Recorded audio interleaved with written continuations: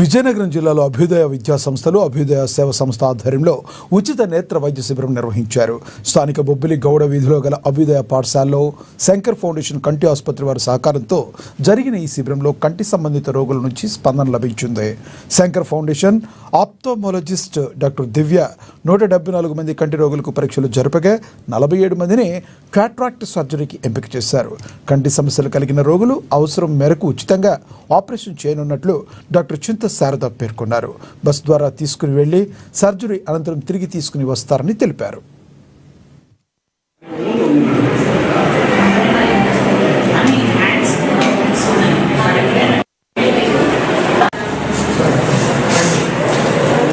మా అభ్యుదయ విద్యా సంస్థలు మరియు అభ్యుదయ సేవా సంఘం తరఫున మేము నిర్వహించినటువంటి ఈ ఉచిత కంటి శిబిరానికి మీరు వచ్చారు. ఇది శంకర్ ఫౌండేషన్ వారి ఆధ్వర్యంలో జరుగుతుంది.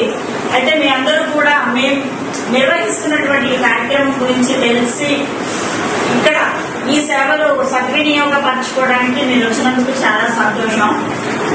మనకి బాగా తెలుసు, అన్ని అవయవాల కన్నా కన్ను తాలూకా ప్రాముఖ్యత చాలా ఎక్కువ.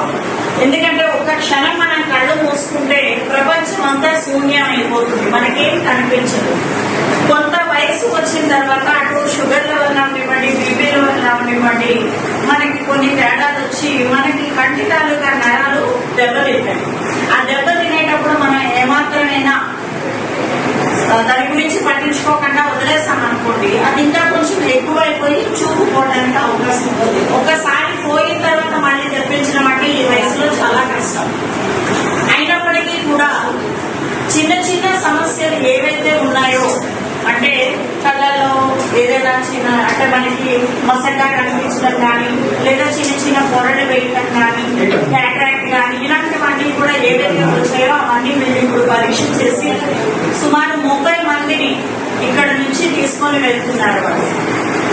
నేను ఇంతకు ముందు చెప్పినట్టే ఇప్పటికీ మేము 5 క్యాంపులు చేశామండి. అందులో కొన్ని వందల కొద్ది పేషెంట్స్ కి మేము చూపు ఇప్పించగలిగాము. నిజంగా అది భగవంతుడు మాకిచ్చిన అవకాశంగా మేము భావిస్తున్నాము మీకందరికీ సేవ చేయడానికి. ఎందుకంటే ఒకసారి కంటి చూపు పోతుంది, ఇంకా మా లైఫ్ ఏంటి అనుకున్న వాళ్ళు కూడా